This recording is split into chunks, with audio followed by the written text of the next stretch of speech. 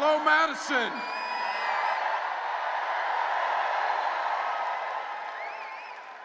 Hello, Badgers. There we go. Well, how great is it? Bradley Whitford's here. Give him a big hand. Incredible. And look, we're going to need a partnership, and we're going to need a Democratic House. Send Mark Pocan back with a gavel in the middle. And please, Wisconsin, on behalf of all Americans, send Tammy Baldwin back to the Senate, please.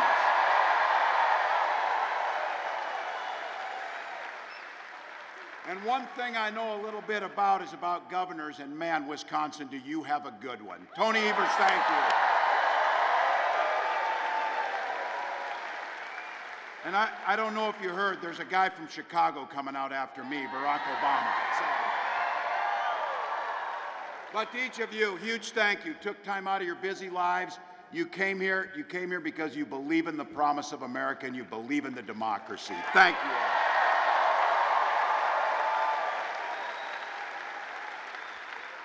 all. All right, earlier this month I went back to my old high school in Mankato to catch the crosstown rivalry game. Give a little pep talk again. So football is always near and dear to me, close to my heart, but I have to tell you, I know that this week I might not be the biggest draw. There's a bit of a game coming up on Saturday night with Penn State. So look, I don't usually do this, but we need to win Wisconsin and Pennsylvania, so I'm not picking a side in this one. You go do it. Go do it. I will say this, and I know you know this. When the stakes are the highest, winners are the ones that step up. And that's exactly what we're going to do.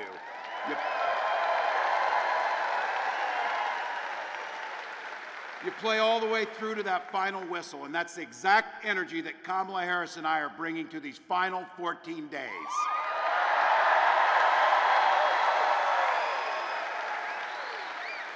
I cannot tell you how proud I am to be on this ticket with Vice President Harris. From the first days as she stepped into a courtroom as a prosecutor, to a district attorney, to the attorney general of the largest state in the union, to the U.S. senator, to the vice president, she has had one client, the people.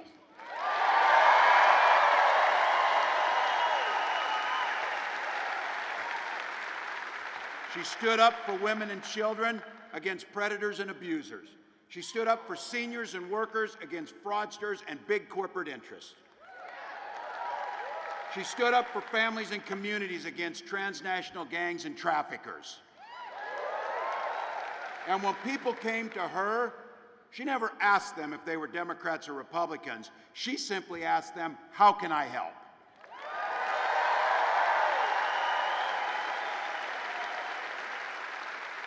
I know you know it, it's why you came. This election is 2 weeks from today, and early voting has started here in Wisconsin. Our team is running like everything is on the line, because everything is on the line. We're barnstorming the country. We're on TV. We're on podcasts. We're on radio. I am like one interview away from being a regular on damn Fox News, so just so we know. But you know what? You know what you noticed? It takes stamina to run for president. It takes stamina to be president. And Donald Trump does not have stamina. He has been rambling more than the normal rambling. He calls it the weave. Donald, come on. We know there's only one weave that you know anything about, and it is not this. It is not this. He's ducked debates, but you can't blame him. When you get your ass whipped that hard, you don't come back for seconds. You come back for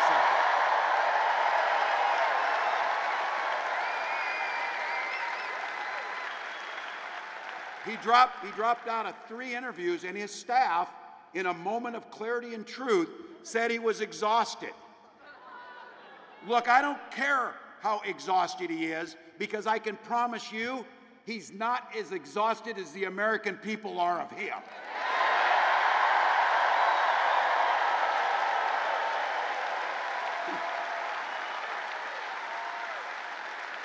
So, over the weekend, he made a little appearance over the weekend. You might have seen this.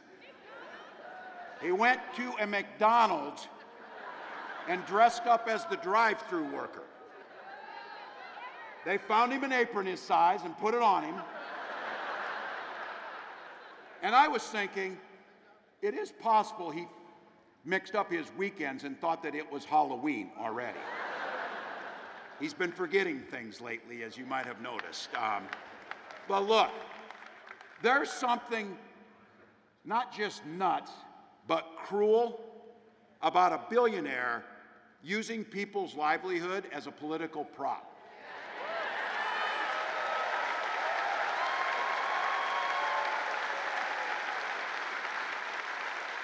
His agenda lets big corporations not pay people for overtime and diminishes those very workers that he was cosplaying as.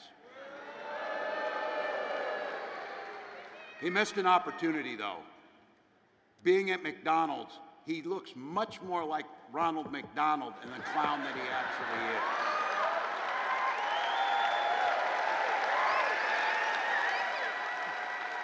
Tell me you don't see this one coming from a mile away. And Ronald wears less makeup. You saw it coming. You saw it coming. That restaurant wasn't even open. It was a stunt. Fake orders for fake customers. They even staged the drive-thru. We know that. They won't let you walk through the damn drive-thru. We knew that. They saw that happening. But look, everything about this guy is fake. Everything he does is fake.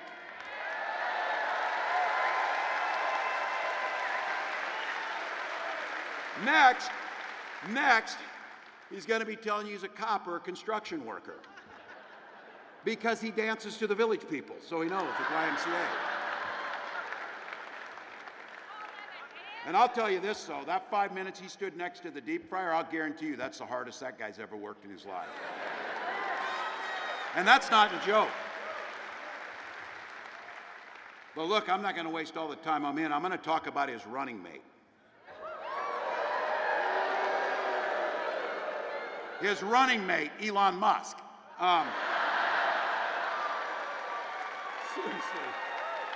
Seriously.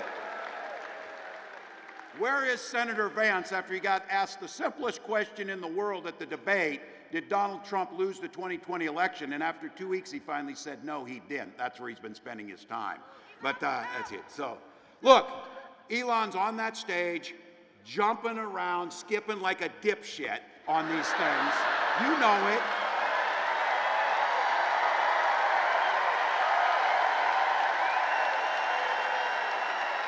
Think about it. Think about that. That guy is literally the richest man in the world, spending millions of dollars to help Donald Trump buy an election. Now look, they're saying the quiet parts out loud now because Donald Trump has already promised that he would put Elon in charge of government regulations that oversee the businesses that Elon runs.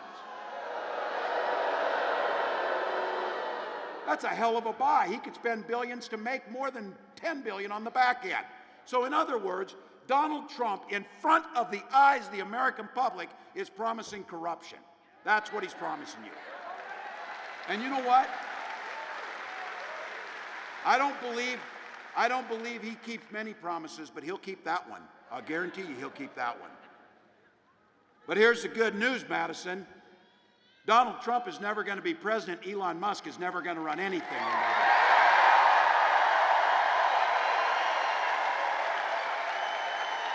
So,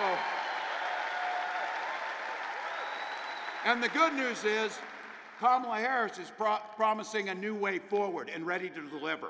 Both of us grew up in middle-class families. We didn't start out with $400 million, and we're not the richest people in the world. For Christ's sakes, they said that I might be the poorest person that's ever run for vice president. Yes. Yes.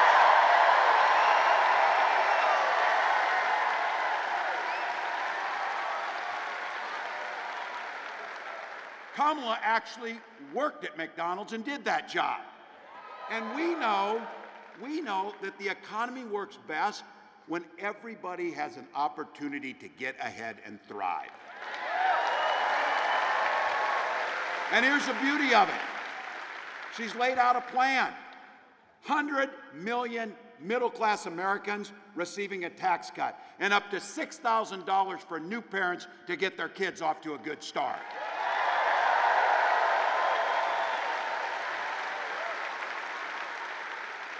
Take on the price gougers, and there's a great example if you want to know what price gouging looks like. Hurricanes coming to Florida. They're telling people to get out to protect their lives. Guess what happened to airline prices during that week? They shut up. That's not capitalism, that's price gouging, and it needs to be against the law. That brings down the price of groceries. That brings down the price of pharmaceuticals. And then she announced something last week for all of you with a little less hair, a little gray, or your parents are getting that way, those of you in the middle. This thing is absolutely transformational. Having Medicare cover in-home care for our seniors. Huge.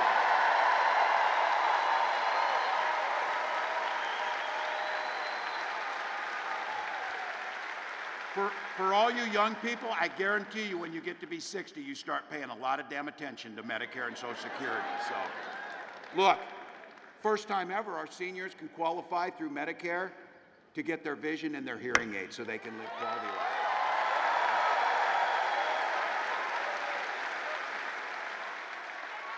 Extend that $35 cap on insulin to make sure that no one has to choose between rationing their insulin or buying their groceries. That's an easy thing. And then finally focusing on the class that really truly drives our economy, small business owners and entrepreneurs, making sure that folks have access to capital and tax credits to start small businesses and get off the ground.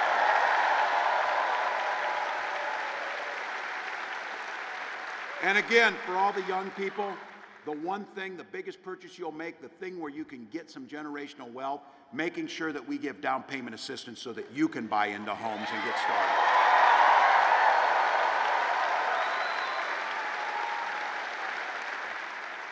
We're your cousins over across the way in Minnesota, and we had a saying that came from one of our senators who we lost way too soon in Paul Wellstone, who really summed up an economy. Yeah. We've got them. You've got them. You had Russ Feingold. We know people who knew how to get things done. These are folks who focused on the middle class. And Paul just summed up how an economy should work, and Kamala believes it in her heart. We all do better when we all do better. That's the economy.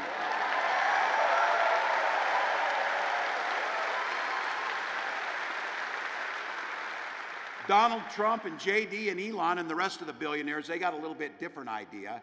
And they did us a favor, actually, this time. I have to be careful. I said they don't have a plan. They do have a plan. Well, I have a concept of a plan on health care.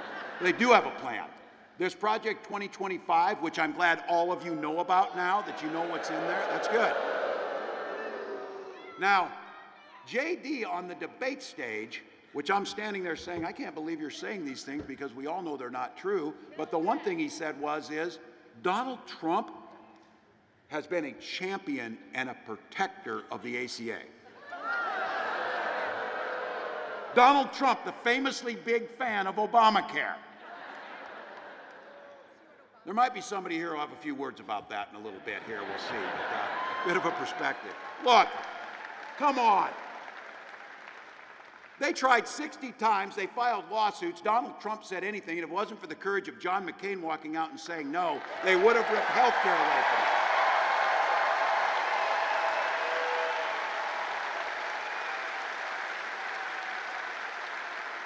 Might be one of the reasons where John McCain's son Jim is with us on this battle. They're with us. You know they'll come after Social Security and Medicare, and I say this again, from their perspective, I guess for Donald Trump, it probably is simple. He doesn't give a damn if his Social Security check shows up. He has been qualified for Social Security for many years, by the way, too, in his age. He's a nearly 80-year-old man, so he has known that Social Security's there. But you know what? He doesn't care, because he sits down at Mar-a-Lago. You know who does care? All of our parents, like my mom. She needs her check to pay her heating bill and make sure she can eat. We need to protect Social Security. And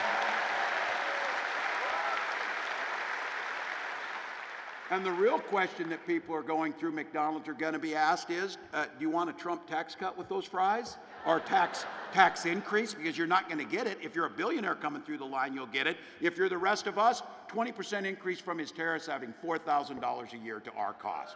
That's what you're going to get. But he called it. Look, they're working on this. He calls it now, get this word, positive taxation.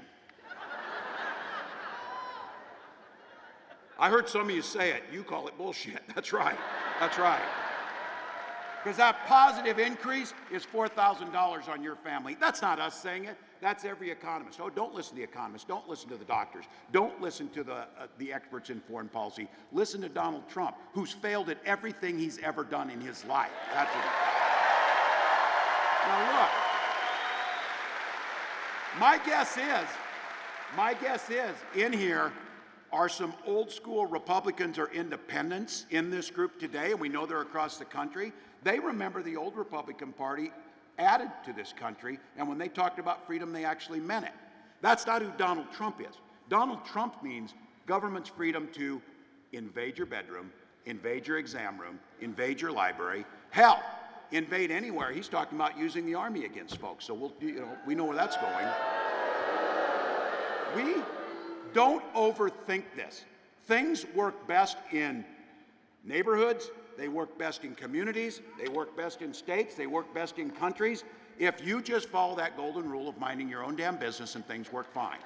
Things work fine. Kamala Harris talks about this. If your neighbors are out there and they want to know why to vote for Kamala Harris, because she trusts you to make decisions about your body, your family, and your future, not politicians.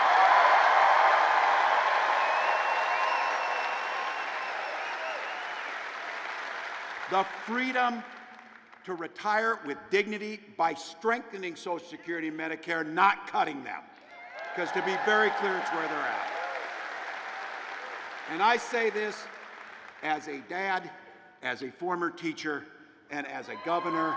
I say this on the things that we know, the freedom to dress our little ones up in their best clothes, send them to school to learn and be around their friends, and to not be shot dead in those halls of their school.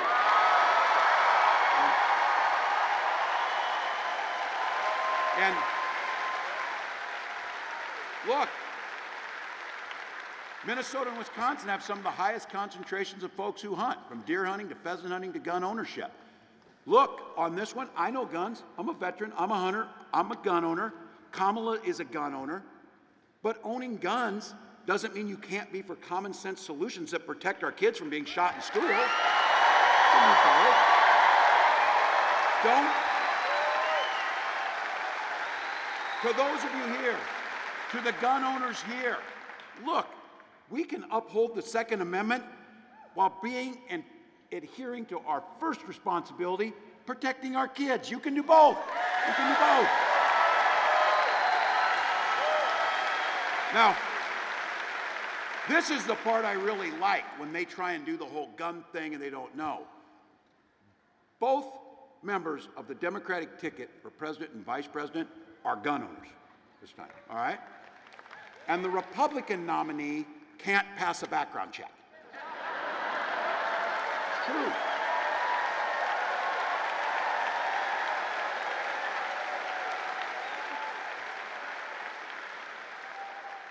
You go into Cabela's and fill out the form and it comes back with 34 felonies. They tell you to get the hell out, for God's sakes. We got a big group in here, and I'm going to split you about 50-50 on this one. I'm going to talk to the guys in this room to have you think about all of the women in your life who you love, daughters, wives, moms, cousins, your neighbors, whatever. This election is literally about their lives, and protecting their lives are at stake in this election.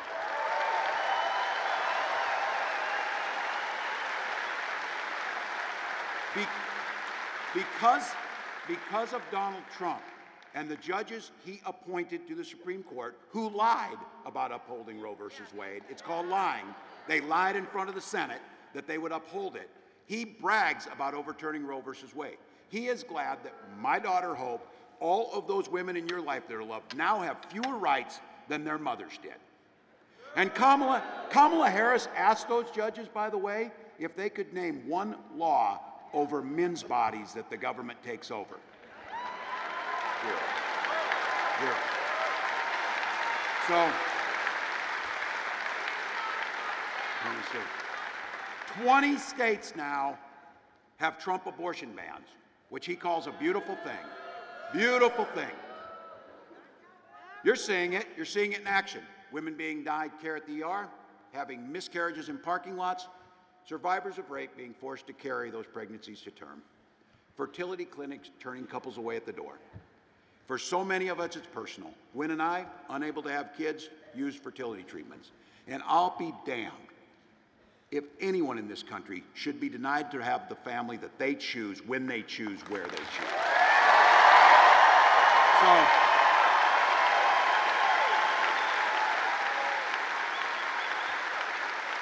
So guys, this election is about so many things, but it's about that simple fundamental principle of autonomy over the bodies, and all the women who are out there who are doing this work, we owe it to them to make sure when we elect Kamala Harris, she will sign back into law Roe versus Wade and the protections that they need. Now, I don't want to ratchet up your anxiety level, but it's important to know what we're up against. Just like in any good game, we got to know what the other team's doing. So there's another reason that the stakes are so high in this election, something that I don't think many of us have seen. You hear some version of this from the people in your life, neighbors, relatives, brothers in some cases, who said, look, we made it through the first Trump term. We'll get through a second. This Donald Trump of 2016 is far more dangerous. He is not the 2016 Donald Trump. This is a brand new version. Now look, he is, as Kamala says, he is a very unserious person, but the consequences of putting him back in office are deadly serious. He's talking about sending the military against people who don't support him. He's naming names. Look, I recognize I'm going to be at the top of that list. You think he's stopping with me? He's talking about you. He's talking about using the United States military to go after people who disagree with his idiotic ideas, his unpatriotic ideas, his traitorous ideas, and he's talking about using the military. He talks about the enemy from within. He was given a chance, because it happens, sometimes you misspeak, yes you do. He was given a chance to clean that up. He never takes it back. And this week, J.D. Vance said something I think was really true about Donald on this issue. He said, Donald just speaks from the heart. A cold, grinchy, 3 sizes too small heart.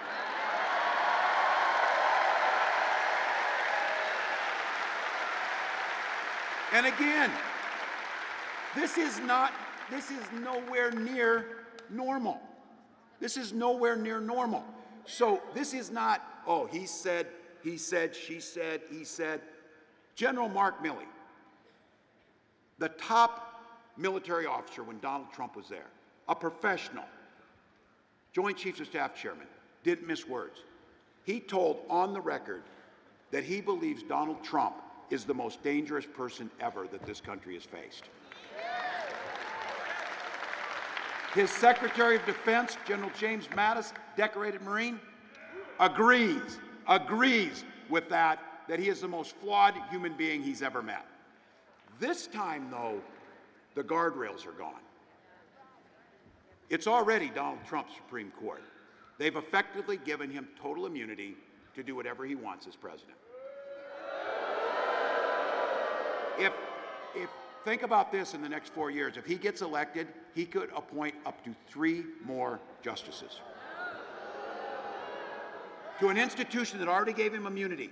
That would mean that Donald Trump will have appointed 6 of the 9 Supreme Court justices.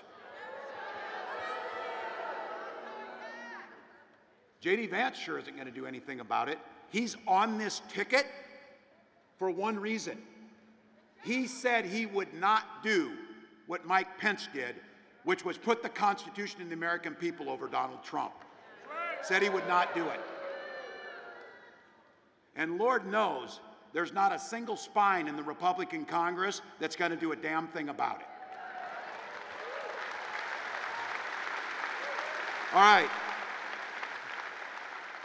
So that's out there. Here's the good news. It ain't ever going to happen. It ain't ever going to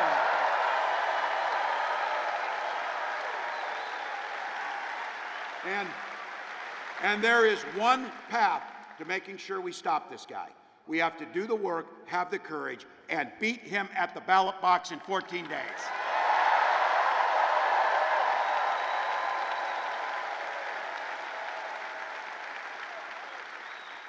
This thing's close. We're still the underdogs in this, and we know we're going to leave it all on the field. Wisconsin, you got same-day voter registration, and it's open today to get there and vote. We need you door knocking. We need the calls. Even 1 or 2 extra votes per precinct will be enough to win this thing and send Kamala to the White House.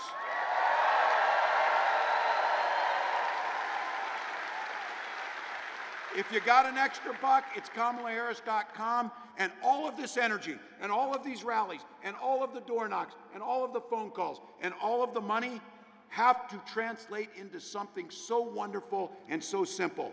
That little I voted sticker on more Wisconsin folks than ever before. So, Madison, help me welcome a guy who knows a little bit about hope. A little bit about hope. And the guy who taught us, yes, we can. Madison, the 44th President of the United States, Barack Obama.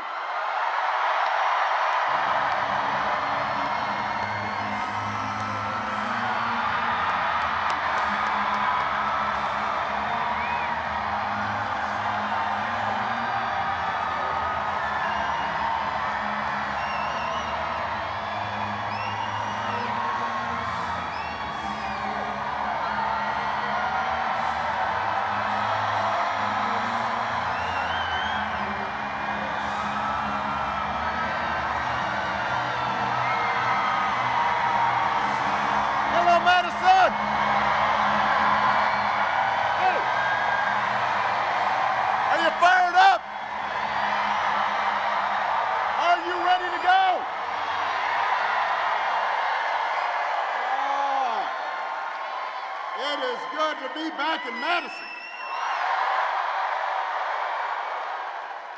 It is good to be here. First of all, I want to apologize. I was a little late. I love you back, and I want to make sure that the reason we were a little delayed, I was in my hometown, Chicago. I got some Chicagoans last, and so we board the plane, ready to take off, and then the pilot comes in and says, sir, there's a pile of oil leaking out of the back of the plane. Now, I do not know anything about planes, except for the fact that it should not leak oil. So we had a nice road trip instead. And I am glad I made it.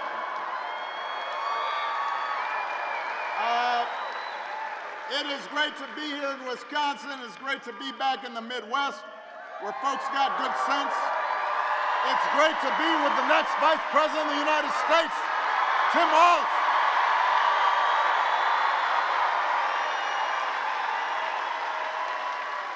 I love this guy. Love that dude. Love that man. the kind of person who should be in politics. He's a veteran, he's a teacher, he's a coach, he's a hunter, been a great governor, knows who he is and knows what's important. You can tell those flannel shirts he wears have gotten some wear.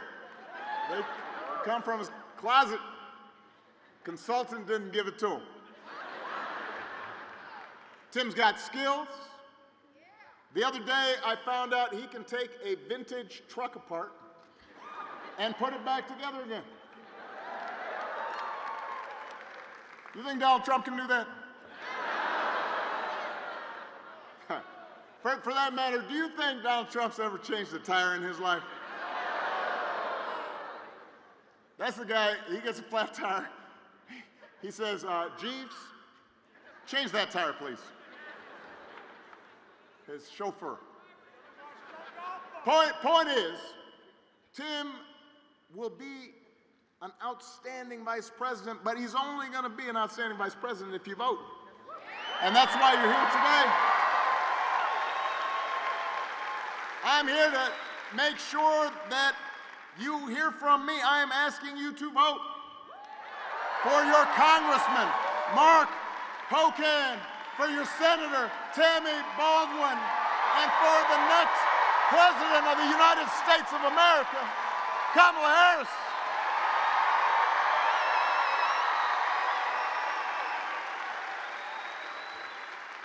And I know you've heard it about, 15 times so far today, but it's worth repeating. Here in Wisconsin, early voting starts today.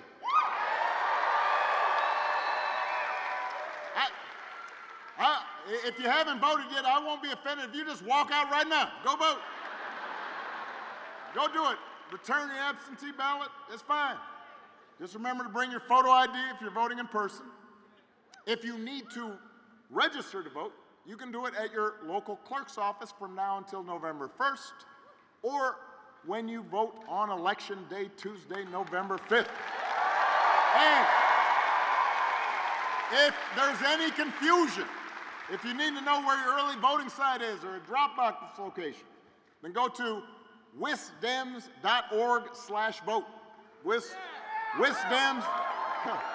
Well, they're cheering for wisdems.org/vote. Don't wait. I voted yesterday. I did. I was down in Chicago. I got my ballot, filled it in, sealed it, signed it, and then I walked, which I don't always get a chance to do. And Secret Service got nervous, but I said, no, let's walk to a mailbox. And my younger staff was like, what's that blue thing? And I said, that's a mailbox. And you put stuff in it, and then it goes to the place you're sending it. They weren't familiar with mailboxes. Once you voted, then you have to help your friends and family make a plan to vote too. Because together we've got a chance to choose a new generation of leadership in this country and start building a better, stronger, fair, more hopeful America. Now, we know this election is going to be tight. It's going to be tight here in Wisconsin. It's going to be tight all across the country. And it's going to be tight because a lot of Americans are still struggling. You know, as a country, we've been through a lot over the last few years. We forget sometimes. A historic pandemic wreaked havoc on communities, on families, on businesses. And then disruptions from the pandemic caused price hikes that put a strain on family budgets. And people started feeling like no matter how hard they worked, they were just treading water. So I understand why folks are looking to shake things up. I get it. What I cannot understand is why anybody would think that Donald Trump will shake things up in a way that's good for you. That I do not understand. Because there is absolutely no evidence that this man thinks about anybody but himself. I've said it before. Donald Trump is a 78-year-old billionaire who hasn't stopped whining about his problems since he came down that golden escalator 9 years ago. And when he's complaining 2, 3 in the morning. He's texting, what's he doing? When he's not complaining, he's trying to sell you stuff. Have you noticed that? Who does that? You're running for president and you're hawking merchandise. Gold sneakers, $100,000 watch. Supposed to be Swiss watch, he says. The best watch. Why are you selling the watch? What are you doing? My favorite is the Trump Bible. True story. True story. I mean, it's embossed with his name right on it. Donald Trump edition, right next to Matthew and Luke. Donald. And I'll give you one guess where those Bibles are made.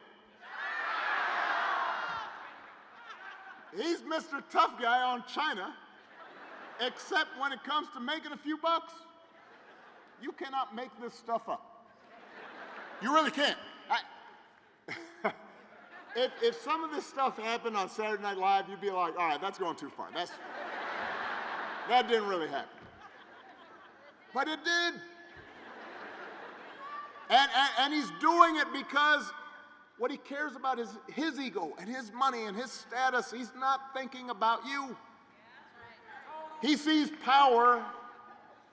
He sees you as a means to his ends. He wants the middle class to pay the price for another huge tax cut that would mostly help him and his country club buddies. He doesn't care if he costs more women their reproductive freedoms because apparently it doesn't affect his life. Most of all, Donald Trump wants us to think that this country is hopelessly divided between us and them. Now, for him, us means the, quote, real Americans who support him. Anybody who doesn't, they're them.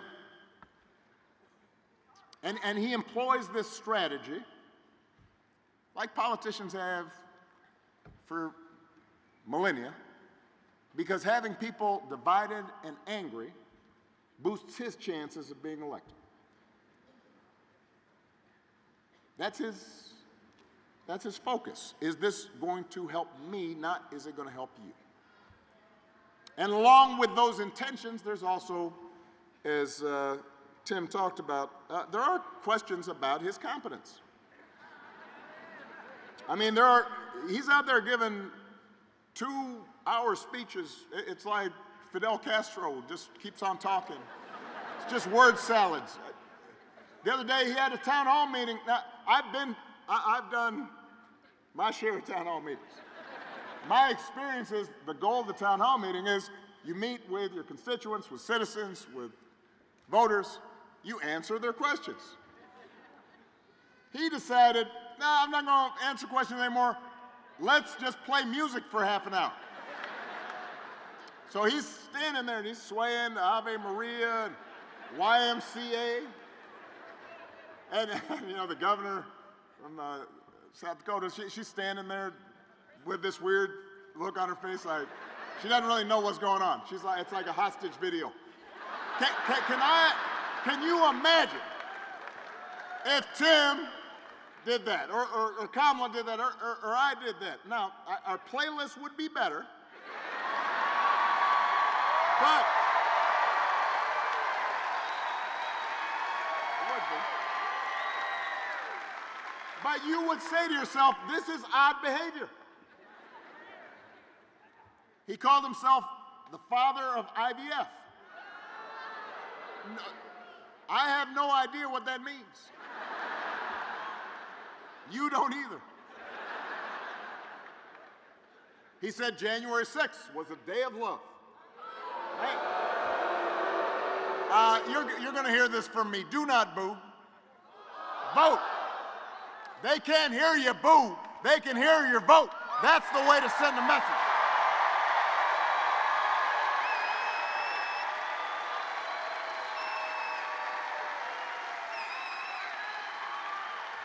So, look, my point is, you'd be worried if Grandpa was acting like this. Right? You'd call up your brother, you'd call up your cousins, you say, have you noticed? But this is coming from somebody who wants unchecked power. So, Wisconsin, we do not need to see what an older, loonier Donald Trump looks like with no guardrails. America's ready to turn the page. We are ready for a better story, Wisconsin. We are ready for a President Kamala Harris.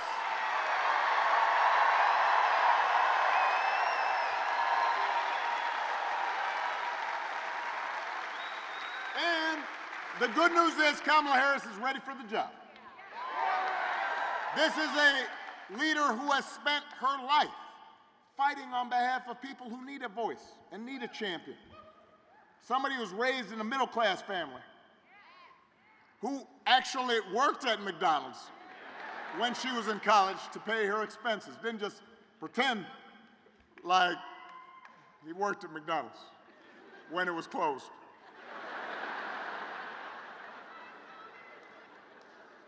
Someone who believes in the values that built this country and who is as prepared for the job as any nominee for president has ever been. So, the point is, Kamala knows you. She knows your life. She knows what it's like to scrap and to strive and to work hard and to see her mom worry about the bills. So does Tim. So if you elect them, they will be focused on your problems. They understand that too many folks here in Wisconsin are struggling to pay the bills. And understand, wages have been steadily growing. Unemployment has been dropped, has dropped. Inflation is finally slowing. But the price of everything from healthcare to housing to groceries is still too high, and it hurts. So the question is not, do you want to see better? The question is, who's going to actually do something about this? So, par for the course, Donald Trump's plan is to give another massive tax cut to billionaires and big corporations. And I've talked to some folks, and they'll say, yeah, but you know, I do remember the economy was pretty good when Trump first came in office. And I said, yeah, because it was my economy.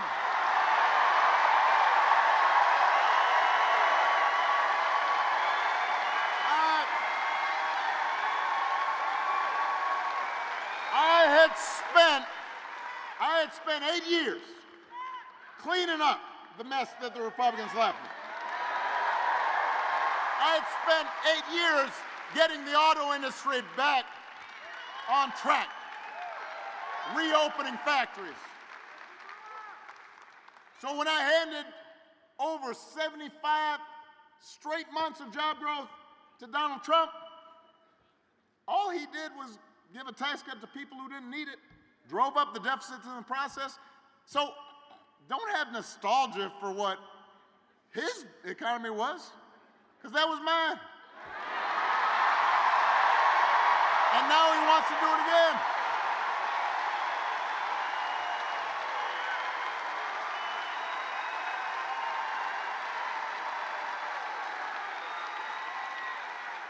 When it comes to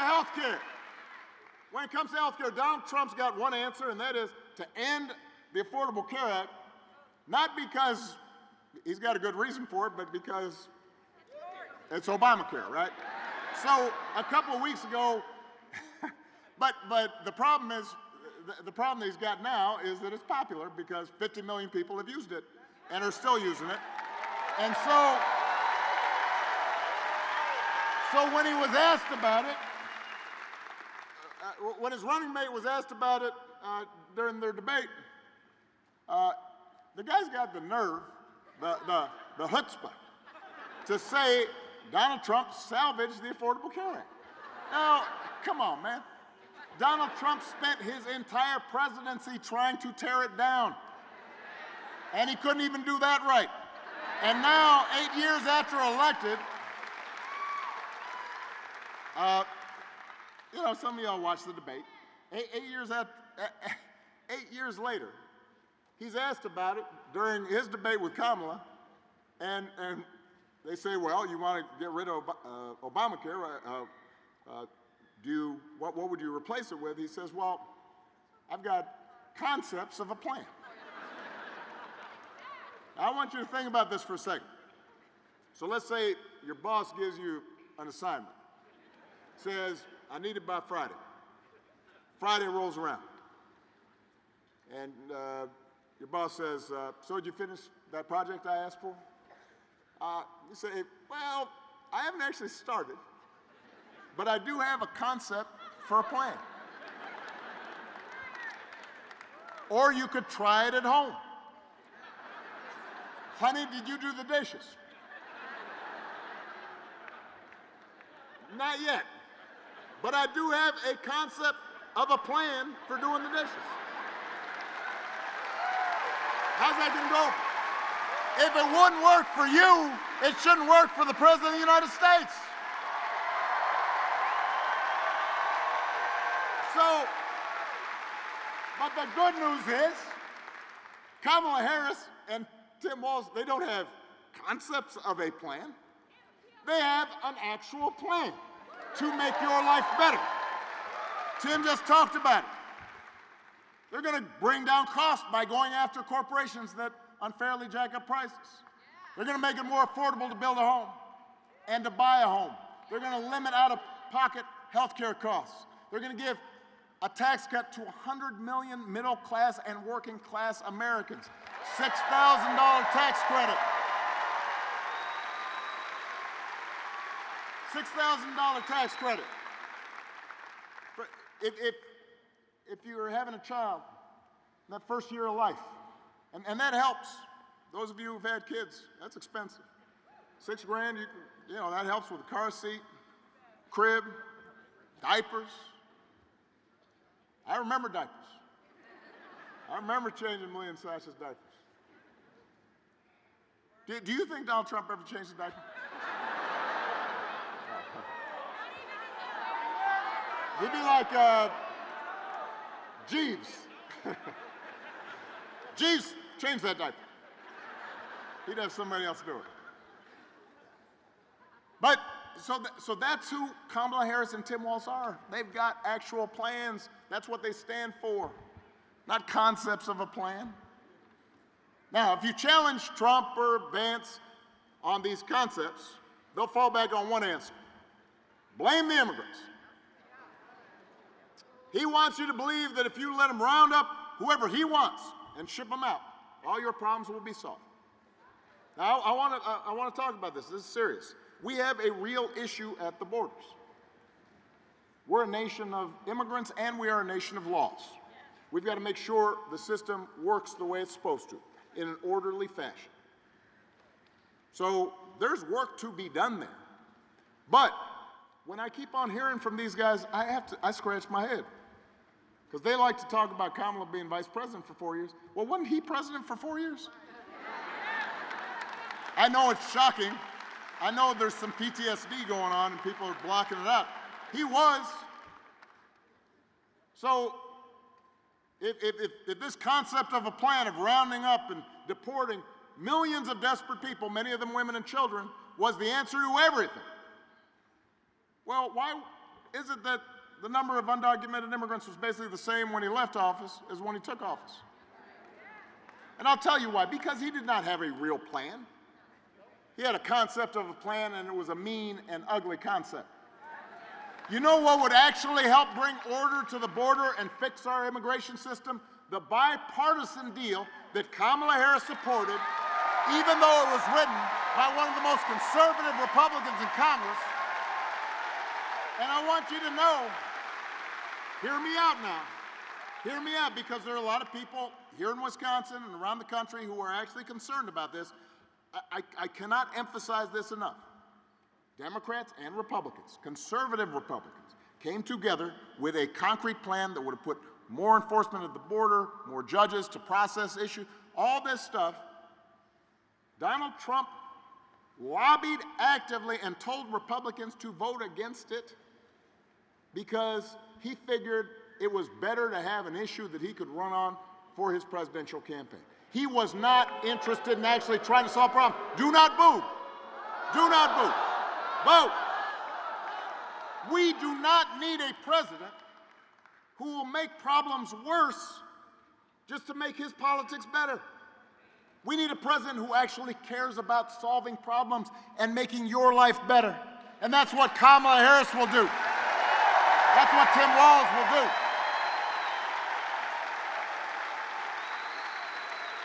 And to help them do it, they're going to need a Senate full of public servants like Tammy Baldwin.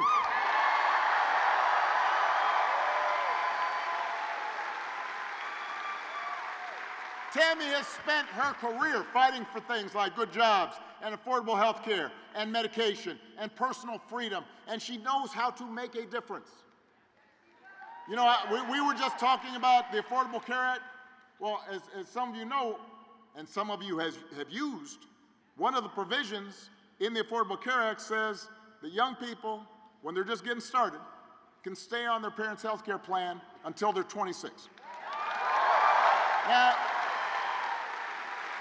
Tammy Baldwin wrote that part of the bill because she knew how important it was to Wisconsin families.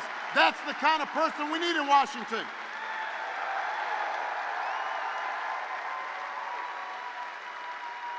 The kind of person who's going to help Kamala and Tim get stuff done, and who share our values and want to move the country forward and not backward. I miss you too. That's why I came.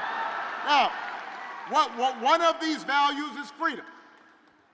So let's talk about that for a second. I do not think we have ever had, I don't think we've ever had an election where candidates understand the concept, the idea, and the reality of freedom so differently. Because for Donald Trump and his cronies, freedom basically means getting away with stuff. It means, well, you know, if I want to bust a union, I can get away with that. And no, do not move. Vote. But his attitude is, well, that's freedom. I want to pollute this close by river because it'll save me some bucks. I won't have to. I can go ahead and do that. So to them, freedom is letting powerful people do whatever the heck they want with no consequences. It's like he said in the middle of the pandemic, when people were dying, hospitals were overrun, Donald Trump actually uttered the words, "I do not take any responsibility at all." I am not sure any American president has ever said those words before. But that's his idea of freedom. I do what I want, and I'm not held accountable, and I'm not responsible for anything. We have a broader idea of freedom. We believe that true freedom gives each of us the right to make decisions about our own life. And it requires us to recognize that other people have the freedom to make different choices. And that's true even on the most contentious issues. I have always said there are good people of conscience on both sides of the abortion divide. I respect those whose faith tell them that this isn't something they support. But if we believe in freedom, then we should at least agree that such a deeply personal decision should be made by the woman whose body is involved and not by politicians. And most Americans believe that as well. Most Americans believe that as well, which is why it's been fascinating watching Donald Trump just tie himself into a pretzel on this issue. When he ran for president the first time, he said he'd support punishing women who got abortions. Then a few weeks ago, he tells women, don't worry, I'll be your protector. You heard Tim talk about how Donald Trump actually protected you. Roe versus Wade overturned. Trump abortion bans in 20 states. He's out there saying everybody wanted it this way. No, they did not. But Donald Trump may be confused about this. You can't be. You need to be clear about what's at stake here. Tammy Baldwin actually introduced a bill that would restore the reproductive freedom that women had for nearly 50 years. If Congress passes that bill, Kamala Harris will sign it into law. Now, it's an example of how, as frustrating as politics can be sometimes, and I know it can be frustrating. Look, I do not watch cable news. I really don't. There are times where I don't understand how we got so toxic and just so divided and so bitter, and I get why sometimes people just don't want to pay attention to it. And we all have friends like that. We have family members who just like, you know, it's all a circus out there. I get that. But elections really do matter. Who you vote for matters. Not because it's going to change every problem we got.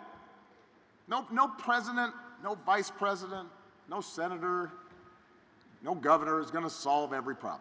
We're not going to eliminate poverty overnight. We're not going to change, you know, race relations right away. You know, we're born into history, and change takes time, and so sometimes I think we expect so much, and then we're disappointed when everything's not immediately solved, and we start thinking politics doesn't matter. But the thing is, what politics can do, what elections can do, they can make your life a little better, your neighbor's life a little better, or they can make it a little worse. And that little bit of better or a little bit of worse, that adds up. And sometimes I have to talk to people who don't think there's going to be a difference whether Kamala Harris or Donald Trump wins. And they're not bad people. They just don't think politics matters to their lives. And I have to remind them, you know, the Affordable Care Act, it didn't eliminate all problems with health care, but there are 50 million people who got health care that didn't have it before. There are more than 50 million people who had pre-existing conditions, and it used to be they couldn't get coverage.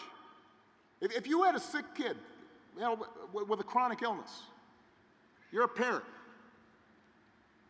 you might not be able to get insurance for your child before the Affordable Care Act. And now you had to make a choice. Are you going to sell your house in order to get that child the care that they need? Imagine that. You don't have to imagine it. That's what was going on. That's not true now because of elections, because of politics. It made a difference to them. Some people in this auditorium saw a concrete benefit in their lives as a consequence of elections. I'll give you one more example. I'm going to, and I know, you know, look, I know I'm going a little long here, but I want to really button this down. I'll give you another example. When I was president, last couple years in office, I took an interest in what scientists were saying, that with globalization and travel and growing populations, at some point, we were going to see a serious pandemic. So this is back in 14, 15, 16. So I said to my team, we need to get a plan together, just like we have one for natural disasters. You have to practice. You have to have a sense of how are you going to respond if there's a flood, a hurricane, an earthquake. And I said we need to do the same thing with the pandemic. So we put together a playbook. And we consulted with all the experts, and then we had every agency talk about, all right, how are we going to work with the public health agencies in the states, and how are we going to deal with the schools? Do we keep them open? How long? What are we going to do in terms of developing vaccines? Had a whole playbook, put it all together, big thing. Then we did tabletop exercise with all the agencies. Let's practice. how we're going to deal with this. So when Donald Trump comes into office, we gave him that playbook. And apparently it got dropped into a trash bin. And hold on a second. So 3 years later, a pandemic hits. Now, I want to be fair on this. I understand what I'm saying. No matter who was president, if I had been president, if Hillary Clinton had been president, Joe Biden, Kamala Harris, it doesn't matter. This was going to be a problem. People were going to get sick. People were going to die. Businesses were going to shut down for a while. Travel was going to be restricted. It was something we hadn't seen since 1918, right? So it was going to be a challenge. But if you look at a country like Canada, their per capita death rate was 60% lower than the United States. Now, I want you to do the math. Let's say we lost more than 1 million people from COVID in the United States. 60% difference. That's 600,000 people. People's grandparents, people's parents, cousins, brothers, friends, co-workers. Most of you know somebody whose lives was touched. 60% might be alive if we had a capable, competent government that was paying attention. So if somebody tells you it does not make a difference whether you elect someone who's competent, somebody who cares about you, somebody who listens to experts and listens to ordinary people and knows what their lives are like and what they're going through, it makes a difference. It's going to make a difference to them, and it's going to make a difference to you. And if that's not enough, you got to remind them this election is about more than just policies. It's about values, and it's about character. Some of you know that when I was growing up, I didn't have a father in the house. Parents divorced when I was 2, didn't really know my father. But I did have people around me. I had a stepfather for a while, I had grandparents, teachers, coaches, most of all my mom, who tried to teach me the difference between right and wrong, who showed me what it meant to be honest and to work hard and to be responsible and to treat people the way I wanted to be treated. And I'll be honest with you, sometimes, like most young people, like teenagers, I didn't always live up to those values. I made mistakes. I tried to learn from them. But I internalized those values, right? And I tried to live up to them. And most of you grew up the same way.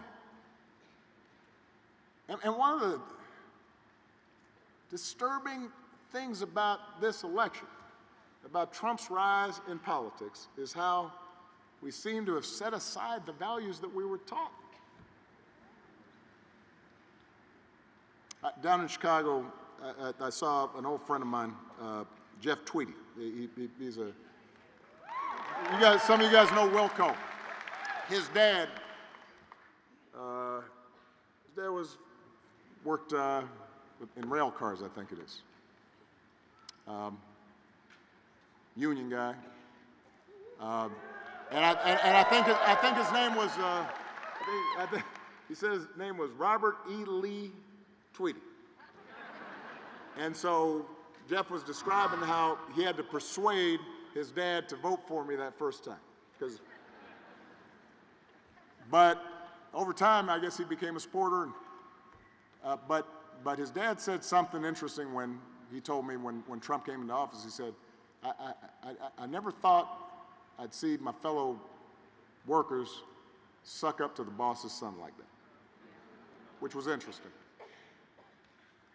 But it had to do with values. That's what he was talking about, right? Character. What do you stand for? Who are you? What do you believe in? So a few weeks ago, we had one of the deadliest hurricanes in American history. And Biden and Harris, they're down there in North Carolina. They're meeting with local officials, their accompanying families. And in the midst of that, Donald Trump and his running mate are making up stories about how the Biden administration is withholding aid and giving it to undocumented workers and not giving it to Republican areas, just making stuff up. And even the MAGA Republicans down in those areas on the ground said it was a bald-faced lie. It is shameful. When did something like that become okay? No matter where you stand on the issues, how could you go along with something like that? These are people at their most vulnerable. They're in desperate situations, and you're going to make stuff up, and suddenly you got FEMA workers being threatened, people not applying for aid because they got told by a former president who's running for president that FEMA's not doing the right thing. If your coworkers acted like that, they wouldn't be your coworkers for very long. If you had a family member who acted like that, you might still love them, but you wouldn't put them in charge of nothing. And yet, hold up. And yet, when Donald Trump lies or cheats or bullies somebody or shows utter disregard for our Constitution, when he calls service members who died in battle losers, when he calls our fellow citizens vermin, people make excuses for it. He's making a joke. He doesn't mean it. It's okay. The attitude is it's okay as long as their side wins. And I've noticed this especially with some men who think Trump's behavior is somehow a sign of strength. You never apologize for anything. You're not accountable for anything. I'm here to tell you that's not what real strength is. Never has been. Real strength's about working hard. Real strength's about taking responsibility for your actions. Real strength's about telling the truth even when it's inconvenient. Real strength is about helping people who need it and standing up for those who can't stand up for themselves. That's what we should want for our daughters and our sons. That's what I want in the President of the United States.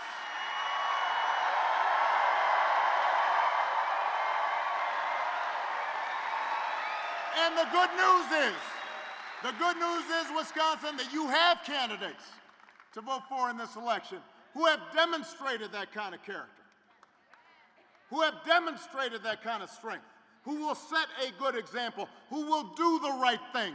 They won't be perfect. They will not solve all your problems. There will still be issues out there that we have to address, but they will lead this country better than they found it. That's the choice in this election.